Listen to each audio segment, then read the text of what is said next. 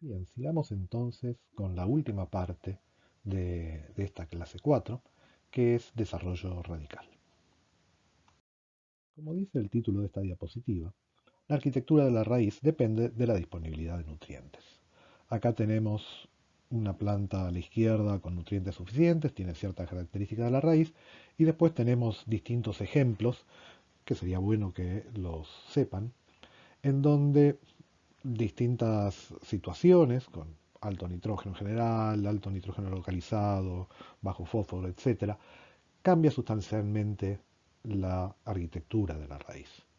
A veces se promueven las raíces secundarias, a veces se inhibe la raíz principal. Para que ocurran estos efectos, tienen que ocurrir varias cosas. Una de ellas es que tiene que haber algún tipo de percepción de la señal, o sea, una percepción de cuál es la situación de nutrientes en el suelo. Y después de esa percepción tiene que haber una cadena de traducción de la señal y tiene que ocurrir algo que regula el crecimiento y el desarrollo de las raíces. Como ya podrán imaginar, las hormonas están involucradas en este proceso.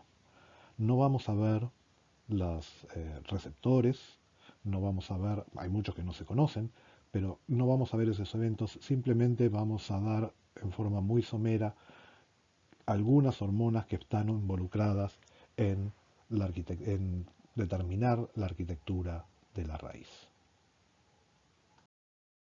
Como les decía, las hormonas participan en determinar la arquitectura de la raíz. Y las auxinas participan de este proceso. Las auxinas a este momento ya deberían ser viejas conocidas. En la figura de la izquierda, esta de acá, tenemos plantas de Arariopsis que crecieron en agar, en el caso de la izquierda, en un agar control, y en el caso de la derecha, en un agar que contenía el ácido naftiltalámico, que es un inhibidor en el transporte de auxinas. Todavía no se sabe bien exactamente cómo funciona este NPA sobre el transporte polar de auxinas. Sí se sabe que impide el transporte polar de auxinas. Probablemente actúe sobre el transportador, uno de los PIN que se ubica en la zona basal de las células, como vimos hace rato, pero no está del todo claro. De cualquier manera, lo que necesitamos saber es que el NPA es un inhibidor del transporte polar de auxinas. Y como se ve en la figura, esa ausencia de auxinas reduce la formación de raíces secundarias. En la figura de la derecha, esta de acá, se observan esquejes de plantas que fueron dejadas cierto tiempo en distintas concentraciones de Kiva, que es una auxina, si es una sal de potasio del ácido indolbutírico. Pero las plantas crecieron, o se colocaron esos esquejes, se les cortó la raíz, en las distintas concentraciones, las tienen en partes por millón, y se ve que la presencia de esa auxina promueve la formación de raíces adventicias. Estos experimentos lo que nos muestran es que las auxinas están participando tanto en la formación de raíces secundarias como de raíces adventicias. Acá tenemos más evidencia, aunque en este caso es correlativa, de que las auxinas están involucradas en la ramificación.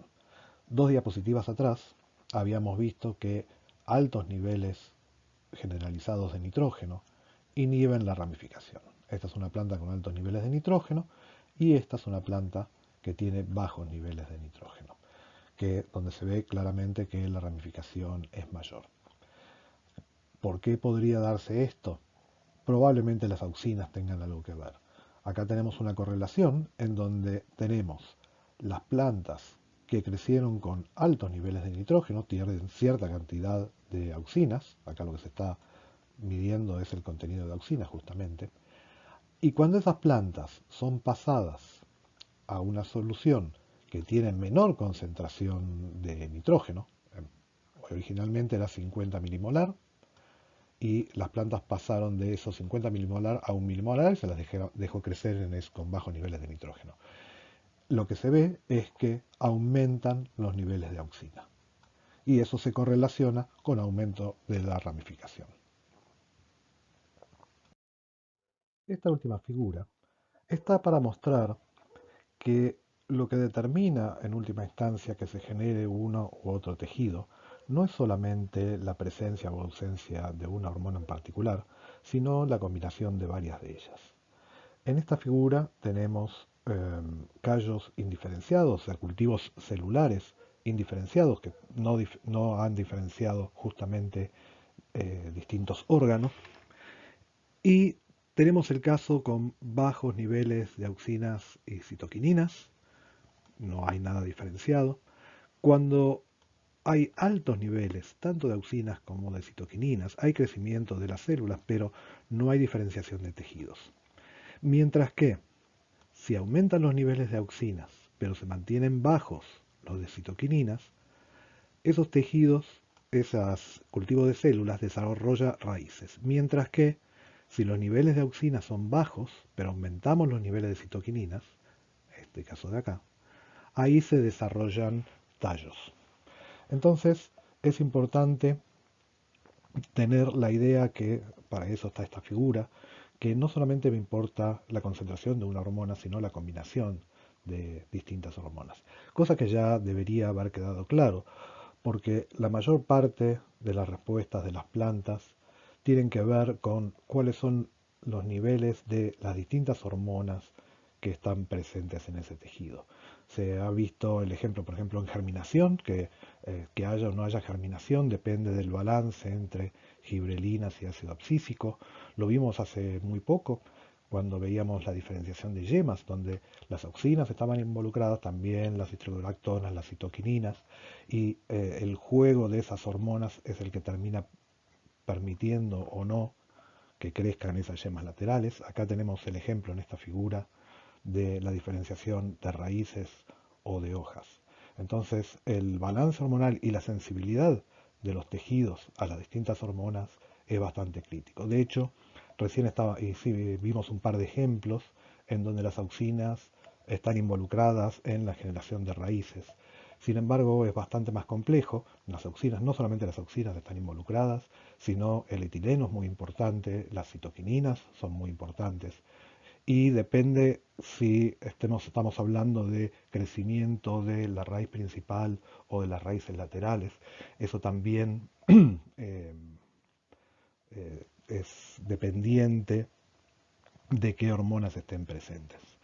En cuanto a la sensibilidad de los tejidos a la hormona, un aspecto que me gustaría mencionar es que hemos visto que las auxinas estaban involucradas en el gravitropismo de la raíz, que cuando una raíz, si por alguna razón uno pone una planta con la raíz horizontal, el mayor flujo de auxinas en la parte basal lo que provoca es la curvatura hacia abajo, o sea, inhibe el crecimiento de ese lado y provoca la curvatura hacia abajo y las raíces tienen gravitropismo positivo. Eso en general es para las raíces principales. Las raíces laterales, si ustedes miran cualquier figurita donde se muestra el sistema radical de una planta, las raíces laterales no tienen al principio gravitropismo positivo, sino que crecen en forma bastante horizontal. Después sí pueden, más adelante en su desarrollo, sí pueden tener un gravitropismo positivo. Eso es debido a la sensibilidad de los tejidos a las hormonas. Bueno, y con esto terminamos esta clase de crecimiento y desarrollo.